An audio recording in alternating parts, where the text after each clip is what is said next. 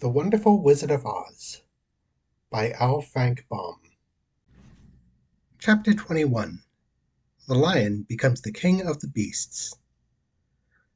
After climbing down from the China Wall, the travelers found themselves in a disagreeable country, full of bogs and marshes and covered with tall, rank grass. It was difficult to walk without falling into muddy holes, for the grass was so thick that it hid them from sight. However, by carefully picking their way, they got safely along until they reached solid ground. But here the country seemed wilder than ever, and after a long and tiresome walk through the underbrush they entered another forest, where the trees were bigger and older than any they had ever seen. "This place is perfectly delightful," declared the Lion, looking around him with joy. "Never have I seen a more beautiful place." "It seems gloomy," said the Scarecrow. "Not a bit of it," answered the Lion. "I should like to live here all my life. See how soft the dried leaves are to your feet, and how rich and green the moss is that cling to these old trees. Surely no wild beast could wish a pleasanter home." "Perhaps there are wild beasts in the forest now," said Dorothy.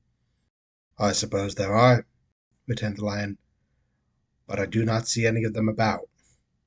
They walked through the forest until it became too dark to go any further. Dorothy and Toto and the Lion lay down to sleep, while the Woodman and the Scarecrow kept watch over them as usual. When morning came they started again, but they can find they heard a low rumble, as of the growling of many wild animals. Toto whimpered a little, but none of the others were frightened, and they kept along the well-trodden path until they came to an opening in the woods, in which were gathered hundreds of beasts of every variety.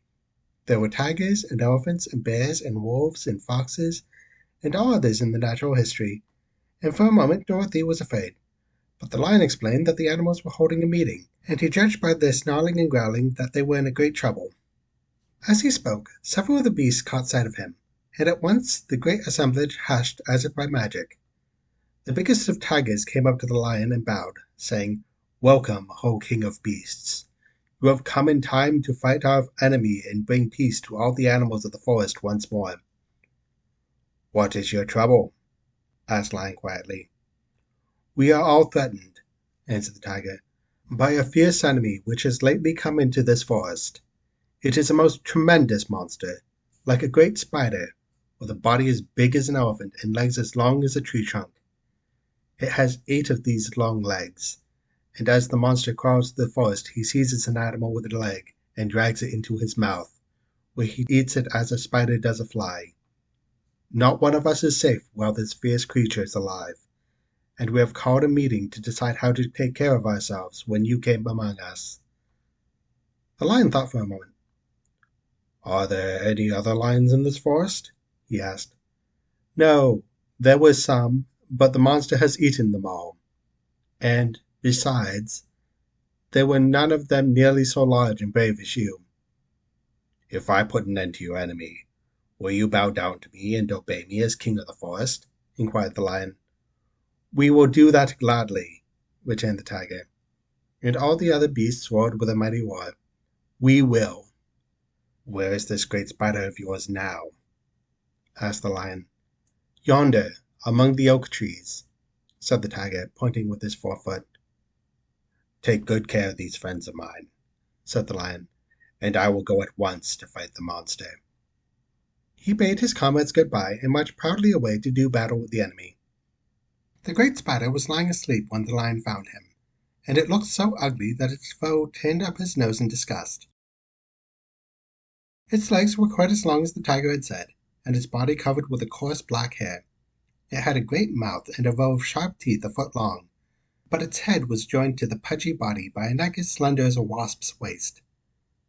This gave the Lion a hint of the best way to attack the creature, and as he knew it was easier to fight it asleep than awake, he gave a great spring and landed directly upon the monster's back. Then, with one blow of his heavy paw, all armed with sharp claws, he knocked the spider's head from its body. Jumping down, he watched until the long legs stopped wiggling, when he knew it was quite dead. The Lion went back to the opening where the beasts of the forest were waiting for him, and said proudly, "You need not fear your enemy no longer." Then the beasts bowed down to the Lion as their king, and he promised to come back and rule over them as soon as Dorothy was safely on her way to Kansas.